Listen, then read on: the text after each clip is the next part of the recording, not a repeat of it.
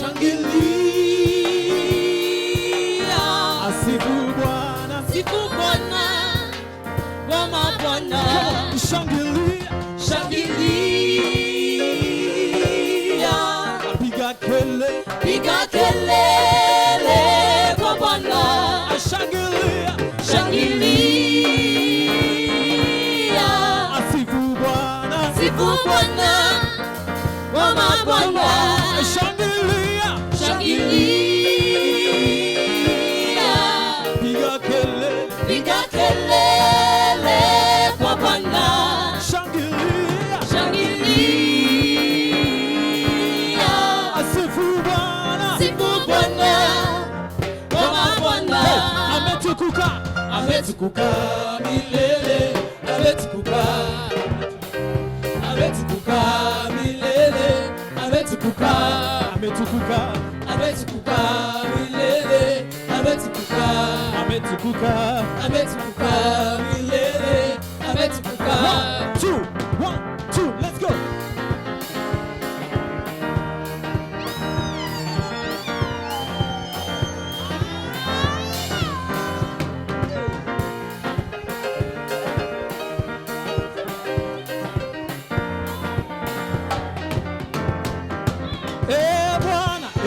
Bwana, jina lako la milele, kumbukumbuka vizazi hata vizazi.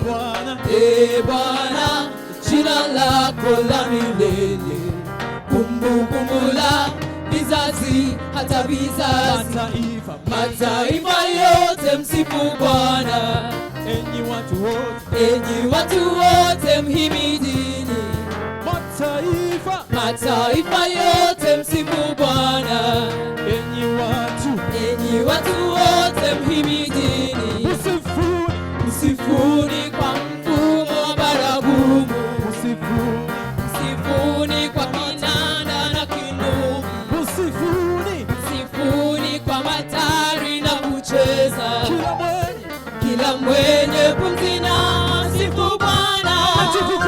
Ametukuka milele, ametukuka huyu Yesu. Ametukuka milele, ametukuka, ametukuka, ametukuka milele, ametukuka, ametukuka, ametukuka milele, ametukuka, ametukuka, ametukuka milele, ametukuka huyu Yesu. Ametukuka milele, ametukuka.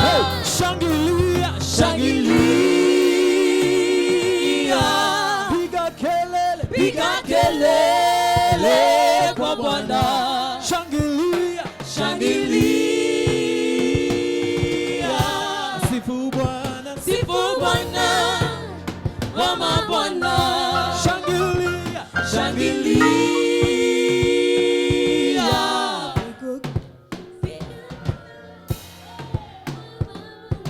Shangilia, shangilia. Sifu Bwana, sifu Bwana, sifu Bwana wa mabwana. Sema tena, shangilia, shangilia. Piga kelele kwa Bwana. And welcome back. This is Sunday Best on KTN Home, and thank you for making time to be with us. You know, having a very deep conversation even as we celebrate our fathers today, and happy Father's Day to all the fathers out there, whether you have been responsible or irresponsible. Today we want to celebrate you, and we celebrate you even for those who feel they have been irresponsible, because we have faith that things will change, you know, in the days to come. But happy Father's Day, and thank you for being that father to your children, all right? We have Pastor Ewagata sharing very, very powerful, you know, nuggets on this fatherhood thing, which some of us are running away. And some people just don't want to be fathers. That, the sense of the responsibility of being a father. You have worked with a lot of Gen Zs. And some of them will tell you, mimi kuwa Buddha, You know, the enormous responsibility of having children looks like a very Herculean experience It's for funny. them. Yesterday, I was going home, and this driver was telling me that the economic times have been so hard, and now if I would meet any young man trying to get a family, I will tell them, run, you are a fool. And I'm like, this is actually someone who means it in his heart, that if you're trying to get into a family, run, because times are really hard. Like, you're inakani kama mzigo, and it's that bearing. I feel like it comes with fatherhood, because now you know the responsibility that I carry, and I am running away from it. Just like you're saying, many Gen Zs may be coming to him saying, that's true. So two things. One, as fathers, what do we need to do within ourselves? As we and the devil is really fighting. Where do we need to run to? Where do we get help, especially for those who are in a crisis? And then how do we empower those who are under us so that we can, you know, flourish?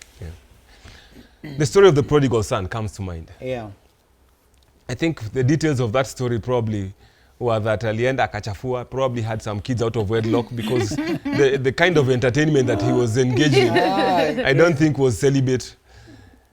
But he came to his senses. And this I'm saying for married men who are out there and you're going through, you know, your season of just, you know, you've done all the mistakes, you have kids, you know, left, right, center. And you're saying, is it over for me? No, there's a journey back. The prodigal son went out, squashed all his resources, and some of us have reached the end of ourselves. You really, really goofed, and you're like, I can't even tell how I will make my way back to doing the right thing. Some of us, probably you've already left your family, and you're like, sijui nifanye nini. Come back to your senses. Now, coming back to your senses is not just about returning, but how are you returning? Come back and say, you know what? I need to make things right. The only person who can rebuild a man is the one who built the man in the first place, and that is God. And as I sit here, I'm not sitting here because I'm the perfect father. I'm sitting here because God has worked a lot of things in my life. If you saw me as that kid who was growing up with all the drama, because I don't think there's a family without drama. You know, so when I talk about raising godly men, it is nothing short of saying, men, we need to come back to God. But not just to come back to God, but to a faithful, transformative relationship with Him. That has faithfulness first to God, and faithfulness to our spouse or to our family, and faithfulness to our nation. Because you can't raise your children alone. We are all raising your children. It doesn't matter how big your compound is. Lazima atakatiwa na mtei wangu ama mtei wa deiba mwingine. Lazima shule wako pamoja. So, the story of this guy who plants the perfect maize. He said, how I get the perfect harvest every time is I spread perfect seed to all my neighbors. So that when they're pollinating, when the bees are pollinating, it's only healthy seed that is being brought back. Because pollinate, they will. So we have to take our hands together and say, let's go back and build positive masculinity. Let's go back to the God who made me a man. Ask him, God, what did you think when you made me a man? What was I supposed to do? Go back to the drawing boards and become that which God wants you to be. All right? Then from there, we can deal with the other details. But otherwise, without God, without that foundation, I would not be the kind of father, half the father, or even a quarter the father that I am. Yes. A question here. There's someone who has actually asked a question about single fathers, single mothers. Says, naturally, single mothers outdo single fathers. Is it that many men fall out of fatherhood responsibilities, that is why we have many single mothers?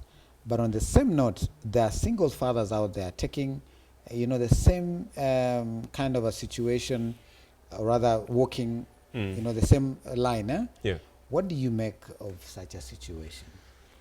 One, it's true. The single mothers are many and more engaged, because fathers are not naturally naturals. And that's why I was saying, kila mtu anakona ligi yake. All right? So if a man things go south, a guy will live here and go to, not even far, atakuwa to upper Mombasa Road and the Kiambu, and will never look for the kids. Wow. And then I relax, now the life. Imagine. because he's not a nurturer. Yeah. Then once he settles there, he will do his life. But the woman, nurturing is a big, she will cry. A few of them, because of the bitterness and the pain that has been caused on them, I know of a few mothers who have left. But it's normally the father who leaves. Right. And that is why there's always the baby daddy. You know, deadbeat dad. Yeah. Deadbeat mom, Rare really sana, rare. okay. But it's and if you look at their story, it's a lot because of what the deadbeat dad did. That she reached breaking point and decided, you know what a man can do. A woman can do better.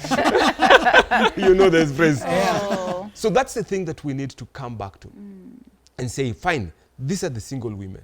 And I know many times the push is, oh, we are also here. Yes, you are here, but it wasn't your plan. Yeah. Right. This was not your script. Oh, Yeah. It's some guy who messed you up, or it's you who messed up with some guy. And whatever happened, you have to now deal with the aftermath. Right.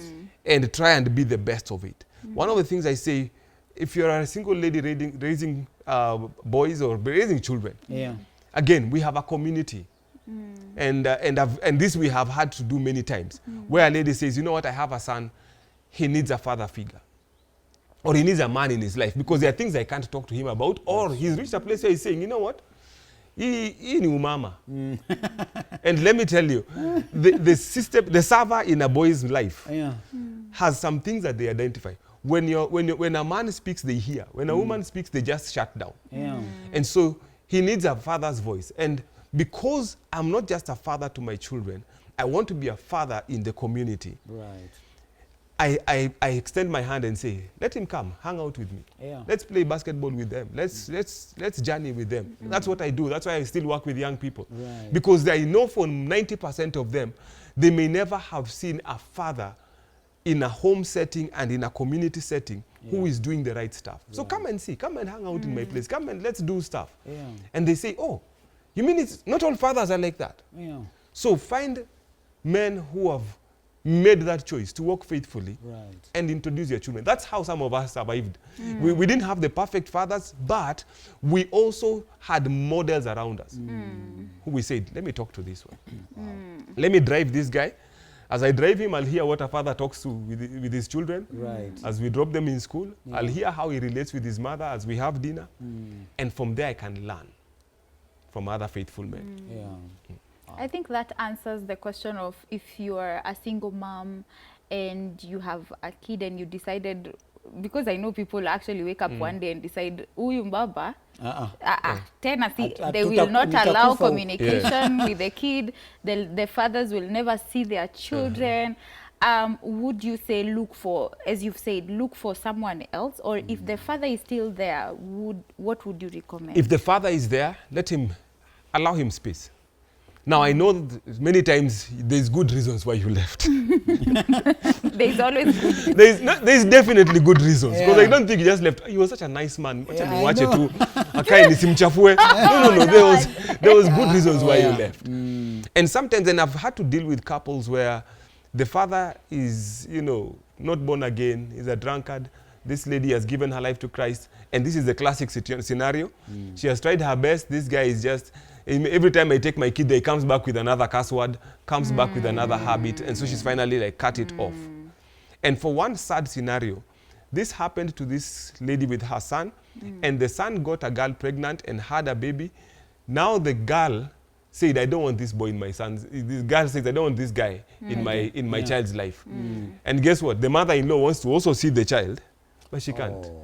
And so what happened in the previous generation has repeated itself exactly. And so now her son is the best deadbeat dad. Oh no. Imagine. And so you have to come back to the place and say, fine, is it right for me to close that door? Or is it that I train this child and tell him this is the reality? Because you can't, it's happened. It's happened. You're dealing with a dysfunction and you have to learn how to make the best of it. Yeah. And that is where wisdom is required. Because for one person is to say, this one, take off. This guy is a gang leader. One of these days your kid will come home weaponized. Yeah.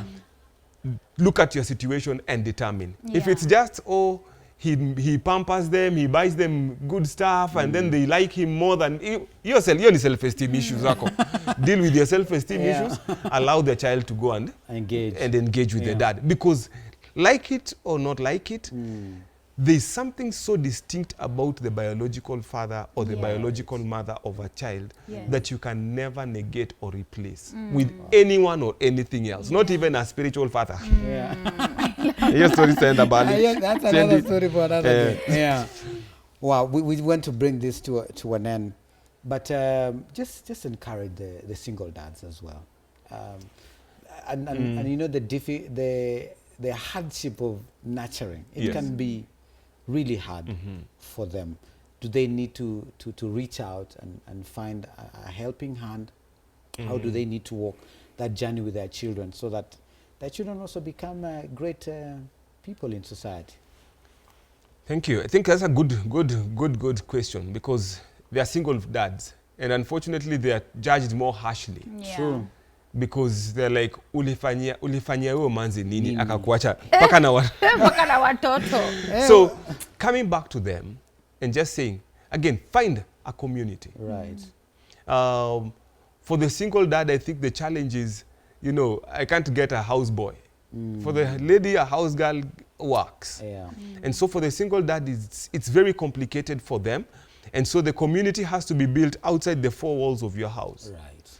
And then the other hope, and unfortunately we broke down the extended family a lot. And somebody wrote an article a couple of years ago saying the nuclear family was a mistake.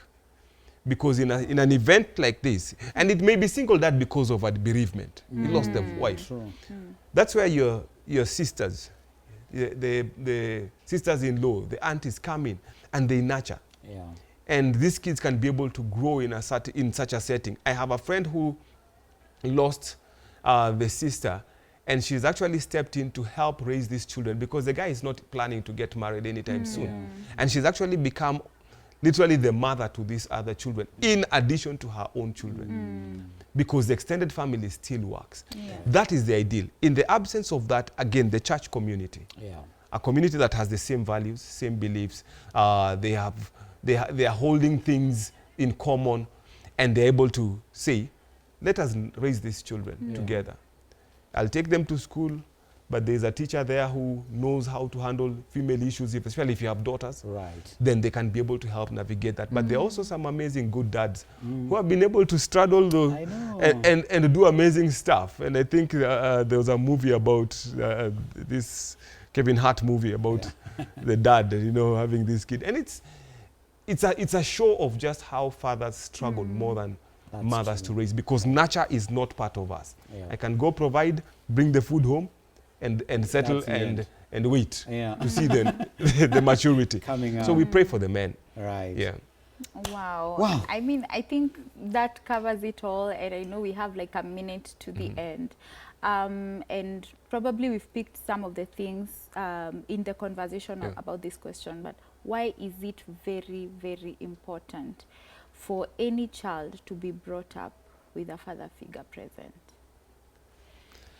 I mentioned that there's that book, Dad is Destiny. A father calls out your destiny. A father protects and provides. A father gives you a priestly covering in a very interesting way. There's just something about, and that's why then the kid stands next to the dad. Even their confidence. Like, wenda kuchapa. What are they saying? They're saying my dad holds me in a certain place where he keeps me covered, he keeps me protected, he keeps me shielded. And that is what the father does. And so in looking at that, it's important not just to have the father. And I know sometimes this is the problem we have. We want to say, why is it important to have a father? What we should be asking is, why is it important to have a father and a mother? Because the greatest gift a father can give to his children is to love their mother. The greatest gift a mother can give to her children is to love their father. Because that is their first school of community. Very true. When that falls apart, That's where all this dysfunction comes from. It's not even that, oh, me, I love my children, baba yawa kai. Yeah. You've already missed the exam. Yes. You answered section 1 and 2 wrong. And you want to get an A with section 3. You can. To achieve hapo. Begins at home, school, Yeah. the other level of authority, Yeah. which is, Lord. government and so on. Pastor Ewagata, thank you. Oh, very powerful. Time is up. God bless you. Very powerful thoughts. We want to celebrate all the fathers who are doing an amazing job. We also want to, just speak healing to the fathers who are hurting. Some are really, really hurting, either because of a divorce or a wife, bereavement. We pray that God will hold you as you keep, raising those kids. So thank you very much. Bottom line, be faithful. When you're faithful, the other things are aligned, stable. Baraka tele. Asante.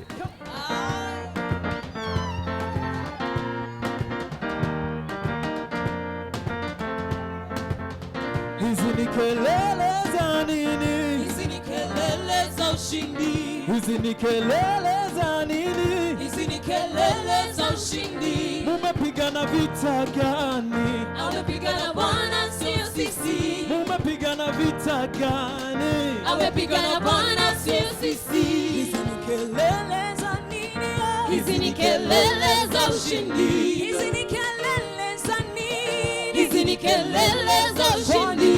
Amepigana vita gani? Amepigana Bwana sio sisi. Amepigana vita gani? Amepigana Bwana sio sisi. Hizi ni kelele za nini? Hizi ni kelele za ushindi. Hizi ni kelele za nini? Hizi ni kelele za ushindi. Umepigana vita gani? Amepigana Bwana sio sisi. Umepigana vita gani? Amepigana Bwana sio sisi. Aye, aye, aye, aye, aye, aye, aye, aye,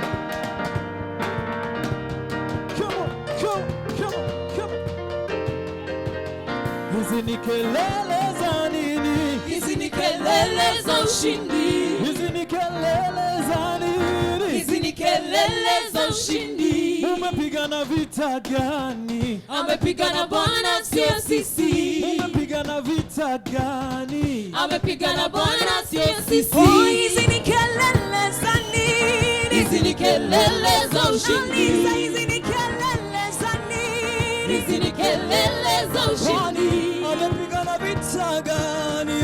Amepigana Bwana sio sisi. Amepigana vita gani? Amepigana Bwana sio sisi. Hizi ni kelele za nini? Hizi ni kelele za ushindi. Hizi ni kelele za nini? Hizi ni kelele za ushindi.